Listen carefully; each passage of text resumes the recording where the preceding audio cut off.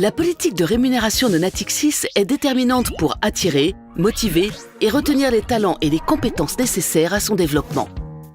Elle participe aussi à promouvoir des comportements conformes à la culture de Natixis et aux règles de bonne conduite. Son objectif ?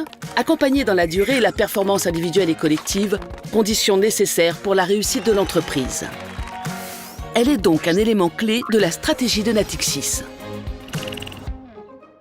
Chez Natixis, la rémunération est structurée autour de 3 éléments.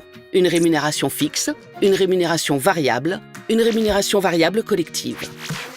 Le niveau de responsabilité, les compétences, la performance individuelle et collective des collaborateurs et enfin le pays déterminent le niveau et la composition de leur rémunération. Natixis compare chaque année ses pratiques à celles de ses concurrents en France et à l'international afin de s'assurer que sa politique de rémunération reste attractive, motivante et adaptée pour chacun de ses métiers. Les enveloppes de rémunération variable sont définies en fonction de la performance économique et également d'autres éléments d'analyse qualitatif tels que les conditions générales de marché et le stade de développement des métiers concernés.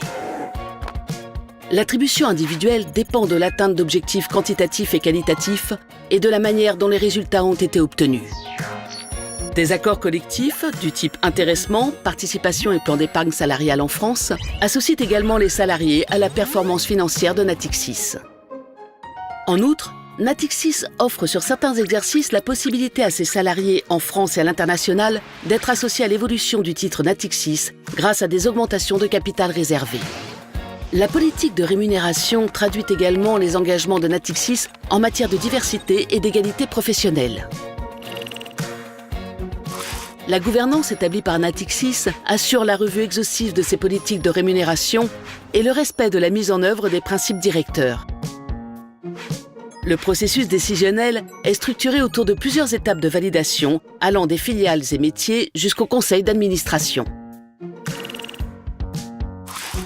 La politique de rémunération de Natixis s'inscrit dans le strict respect du cadre réglementaire applicable à ces différents secteurs d'activité, avec en particulier un corpus réglementaire européen composé de règlements, directives et de leur transposition nationale.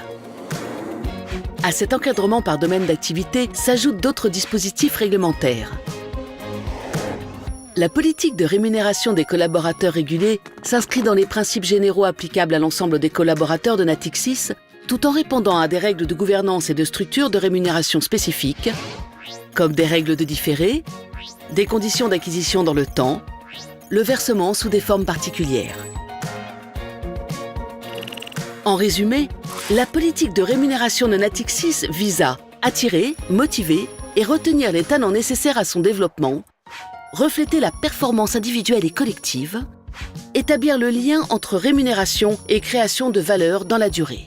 Elle participe à l'alignement dans le temps des intérêts des différentes parties prenantes de Natixis.